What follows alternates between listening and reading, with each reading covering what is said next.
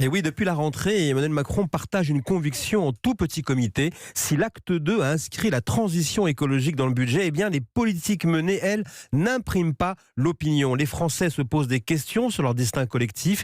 Ils s'inquiètent face au phénomène migratoire lié aux évolutions géopolitiques. Et alors que l'islam politique donne de la voix, sans parler de la réforme des retraites, qui n'est pas encore vraiment comprise. L'attaque à la préfecture de Paris, la polémique sur le voile et la pagaille à la SNCF ont déclenché l'alarme. D'où une prise de parole présidentielle permanente. À La Réunion, Emmanuel Macron a dit: le voile, ce n'est pas mon affaire. Et depuis, il enchaîne. Chaîne d'infos, radio et cette semaine, un long entretien au magazine de droite Valeurs Actuelles où il déclare entre autres: le voile, c'est l'échec de notre modèle qui se conjugue avec la crise de l'islam. Et là, je peux vous dire que le président suit de très près l'onde de choc de cette interview et assume de bousculer ainsi sa majorité sur ce sujet, et tout en répétant: je ne cède pas à la pression et je ne m'exprime pas à chaud. Et bien voilà qu'il parle tout le temps parce qu'il y a urgence. L'acte 2 devait être vert, il est en fait social et sécuritaire. Alors, cette manière qu'il a, vous le disiez, La Réunion, les chaînes d'infos, l'hebdomadaire Valeurs Actuelles, cette manière qu'il a de parler au fil de l'eau, comme ça, c'est une bonne méthode? Ce qui est certain, c'est que le chef de l'État se montre inquiet face à cet archipel de conflits, de tensions. Après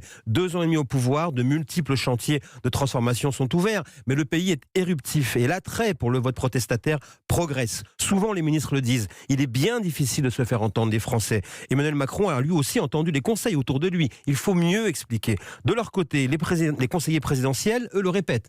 Attention au syndrome Jospin, qui avait de bons résultats économiques, mais éliminé la présidentielle parce qu'il avait sous-estimé les questions régaliennes. En ligne de mire, bien sûr, 2022, et le match retour Macron-Le Pen, auquel il semble pour l'instant difficile d'échapper.